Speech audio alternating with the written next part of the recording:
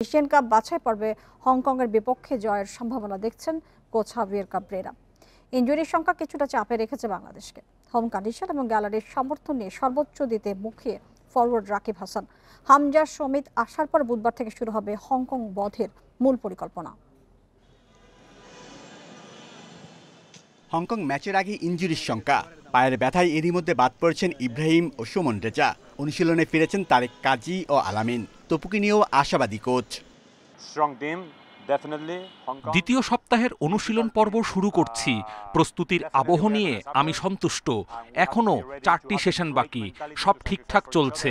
বড় চ্যালেঞ্জের জন্য পুরোপুরি তৈরি হওয়ার সময় আছে। দলের মূল সমস্যা ফ্রন্টলাইন। গোলের সুযোগ তৈরি হলেও তা কাজে লাগাতে পারছে না ফরওয়ার্ডরা। হামজা সমিত আসার পর বলের যোগান বেড়েছে, তারপরও ফিনিশিং ঘাটতি থেকেই গেছে। উন্নতির লক্ষ্যে সর্বোচ্চ দিতে মুখিয়ে রাকিব। মাঠের বাইরে যেমন আমাদের ভিডিও সেশন হচ্ছে, ক্লাস হচ্ছে, তো মাঠেও এরকমভাবে ট্রেনিং হচ্ছে। তো সামনে হামজা এবং সমিত আসতেছে, ওরা আসলে আমরা একটা টিম ওয়াইজ প্র্যাকটিস করতে পারবো, তখন আরও ভালো কিছু হবে। তারকা হামজাকে নিয়ে প্রতিপক্ষের আলাদা পরিকল্পনা থাকবে। বাংলাদেশ ম্যানেজমেন্টও হামজার পজিশন নিয়ে নতুন করে ভাবছে। হামজা ডিফেন্সিভ নাকি অ্যাটাকিং মিডফিল্ডে খেলবে সেটা ম্যাচের অবস্থা বুঝে ঠিক করা হবে। ভিডিও সেশনে হংকং ম্যাচ নিয়ে আমরা কাজ করছি। হংকংয়ের বিপক্ষে জিততে চাই। সোমবার সকালে ঢাকায় আসছেন হামজা চৌধুরী।